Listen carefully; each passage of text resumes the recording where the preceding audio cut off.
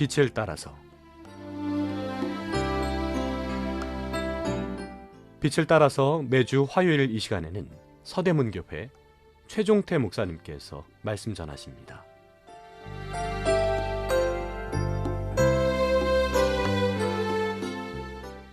애청자 여러분 안녕하십니까?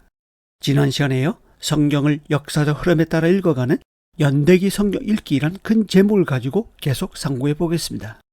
이번 시간은 성경 읽을 때 염두에 두어야 할 원칙, 이런 주제로 은혜를 나누겠습니다. 성경을 읽을 때 염두에 두어야 할 원칙 5가지를 소개해 드리겠습니다. 첫 번째, 성경은 하나님의 시각으로 읽어야 합니다. 성경은 하나님의 편에서 인간을 바라보는 시각으로 쓰여 있습니다. 우리가 성경을 읽는 이유는 단순합니다. 하나님을 알고 하나님 뜻대로 살기 위해서입니다. 그래서 하나님을 알아가는 성경 읽기를 해야 합니다. 이것이 성경 읽기의 가장 중요한 원칙입니다. 자칫 성경의 중심인 하나님보다 성경에 나오는 인물이나 사건 중심으로 읽으려는 경향이 있습니다. 그러나 성경의 주인공은 어디까지나 하나님이십니다. 그래서 하나님 중심으로 읽어야 합니다. 하나님은 어떤 분이신지, 하나님이 원하시는 것이 무엇인지, 하나님은 무엇을 기뻐하시는지, 하나님이 싫어하시는 것은 무엇인지, 하나님의 성품은 어떤 것인지, 하나님이 행하시는 일들은 무엇인지 알아가는 성경 읽기가 되어야 합니다. 이러한 원칙을 염두에 두고 성경을 읽는다면 확실히 달라지는 자신을 발견하게 될 것입니다. 그런 의미에서 바울은 에베소서 1장 17절에서 19절까지 해서 다음과 같이 강구했습니다. 우리 주 예수 그리스도의 하나님, 영광의 아버지께서 지혜와 계시의 영을 너에게 주사 하나님을 알게 하시고 너의 마음의 눈을 밝히사 그의 부르심의 소망이 무엇이며 성도 안에서 그 기업의 영광의 풍성함이 무엇이며 그의 힘의 위력으로 역사심을 따라 믿는 우리에게 베푸신 능력이 지극히 크심이 어떤 것을 너희로 알게 하시길 구하노라. 이 말씀에서 성도들이 성경을 읽을 때 알아야 할 4가지 요소가 나옵니다. 즉, 하나님을 아는 것, 부르심의 소망, 하나님이 주신 기업, 하나님의 능력입니다. 하나님을 알 때 그 하나님이 나를 어떤 존재를 부르셨는지 그 정체성을 압니다. 성경을 읽을 때 하나님의 주신 기업이 얼마나 영광스럽고 풍성한지도 압니다. 성경을 통해 하나님의 자녀인 성도에게 주신 상속이 얼마나 크고 놀라운지도 압니다. 바울은 그리스도의 영광을 아는 지식을 위한 기도를 드리면서 하나님을 알아가는 성경 읽기를 구하고 있습니다. 두 번째, 성경을 읽을 때 염두에 두어야 할 원칙은 성령님의 조명으로 성경을 읽어야 한다는 것입니다. 하나님의 특별 계신 성경은 하나님의 감동으로 기록되어 있습니다. 그래서 원저자인 성령의 조명이 있어야 합니다. 방금 읽은 에베소서 1장 17절에 보면 하나님 우리에게 지혜와 계시의 영을 주사 하나님을 알게 하시고 라고 나옵니다. 18절에는 마음의 눈을 밝히사 라고 나옵니다. 곧 성경을 읽을 때 성령의 도우심이 있어야 성경을 이해하고 깨달을 수 있다는 것입니다. 그래서 성경을 읽을 때 성령의 도우심이 절대적입니다. 그렇지 않고 내 지혜와 명철로 읽으면 어떻게 됩니까? 물론 지식은 습득할 수 있겠지만 자칫 습득한 그 지식으로 남을 해칠 수 있습니다. 읽은 그 말씀을 나에게 비추고 적용해야 하는데 바리새인들처럼 다른 사람을 판단하고 정죄하는 데 사용할 수 있습니다. 그런 사람의 특징은 성령님의 도우심이 없이 자기 생각대로 성경을 읽는다는 것입니다. 성령님의 조명으로 읽어서 터득한 지식은 성령의 열매를 맺고 사랑의 기반이 되는 덕을 세웁니다. 온전한 순종 역시 성령님의 도우심으로 가능해집니다.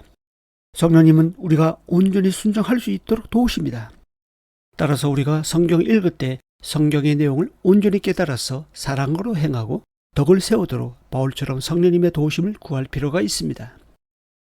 세 번째, 성경을 읽을 때 염두에 두어야 할 원칙은 행하기 위해서 성경을 읽어야 한다는 것입니다. 성경을 읽는 1차적인 목적은 행하기 위해서입니다. 성경을 어떻게 읽고 있습니까? 행하기 위해서입니까? 아니면 누굴 가르치기 위해서입니까? 누굴 가르치기 위한 읽기라면 따로 시간을 내서 하면 됩니다. 그러나 매일 개인적으로 하나님과 독대하는 성경 읽기는 다른 차원입니다. 거기엔 다른 사람이 끼어들어선 안 됩니다. 오직 하나님과 나만 있어야 합니다. 하나님께서 성경을 읽고 있는 나에게 극히 개인적으로 말씀하고 계신다는 사실을 알아야 합니다. 주님은 독대하고 있는 나에게 개인적으로 말씀하십니다. 성경 읽기와 묵상 나눔도 개인적인 나의 이야기가 되어야 합니다. 예수님께서 누가복음 10장에 어떤 율법 교사에게 하신 말씀은 이를 행하라 그러면 살리라 입니다. 이것이 성경 읽기의 목적입니다. 성경은 행하기 위해서 읽습니다. 성경을 읽을 때 도움이 될 만한 세 가지 원리는 관찰, 해석, 적용입니다. 관찰은 성경 본문이 말하고 있는 내용을 살피는 과정입니다. 이 부분은 잘하고 계실 것입니다. 다음은 해석입니다. 해석은 원저자의 의도를 찾는 과정입니다. 왜 하나님께서 그때 그곳에서 그 말씀을 하셨을까? 본문이 어떤 상황이기에 그렇게 기록할 수밖에 없었을까? 이렇게 질문을 던집니다. 해석은 각자 주관적이기 때문에 귀에 걸면 귀걸이, 코에 걸면 코걸이가 됩니다. 그래서 성경을 읽을 때 염두에 둬야 할 원칙 5가지가 중요합니다. 다음은 적용 단계입니다. 관찰과 해석이 되었다면 그래서 지금 나는 어떻게 해야 하나? 라고 질문을 던집니다. 이 단계가 제일 중요합니다. 사도행전 2장 37절에서 베드로의 오순절 설교를 들은 당시 청중들은 마음에 찔러 베드로와 다른 사도들에게 물어 이르되 형제들아 우리가 어찌할꼬? 라고 반응했습니다. 반면 사도행전 7장 54절에서 스데반의 설교를 들은 당시 청중들은 마음에 찔러 그를 향하여 이를 갈았습니다. 그들은 스데반의 설교 내용이 자신과 관계없고 다른 사람이 들어야 할 내용이라 생각했습니다. 그러나 앞서 말씀드린 베드로의 설교를 들은 청중들에게는 자기 성찰과 자기 반성이 있었습니다. 실천하기 위하여 우리가 어떻게 하면 되겠느냐라고 즉각 반응했습니다. 지금 우리는 성경을 어떻게 읽고 있느냐를 나누고 있습니다. 여러분은 성경을 어떻게 읽고 있습니까? 성경을 어떻게 읽느냐는 지금 성경 읽기 나눔을 어떻게 하고 있느냐를 보면 압니다. 매일 성경 읽기 표에 따라 성경을 읽는 것은 잘하는 일입니다.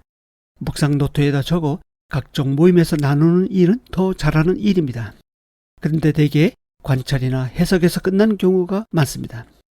깨달음을 나누는 것은 칭찬받을 만한 일이지만 그 깨달음이 1인칭 단수인 나 자신에 대해 표현되지 않고 2인칭이 다른 사람을 향하고 있다면 율법교사나 바리새인과 다를 바가 무엇이 있겠습니까? 예수님은 누가복음 10장 28절과 37절에서 다음과 같이 말씀하신 것을 기억하시기 바랍니다. 이를 행하라 그러면 살리라. 가서 너도 이와 같이 하라. 이 방송을 듣고 계신 애청자 여러분, 성경에서 안다라고 할 때는 그렇게 산다, 그렇게 행한다라는 개념이 포함되어 있습니다. 하나님을 알고 그 아는 가치대로 살아가고 순종하는 것이 곧 영생의 삶입니다. 한 주간도 영생의 삶을 살기 위해 이를 행하라 그러면 살리라. 가서 너도 이와 같이 하라고 하신 예수님의 말씀을 기억하면서 부지런히 성경 읽고 연구하는 저와 여러분이 될 수 있길 바랍니다. 다음 시간에 이어서 말씀드리겠습니다. 감사합니다.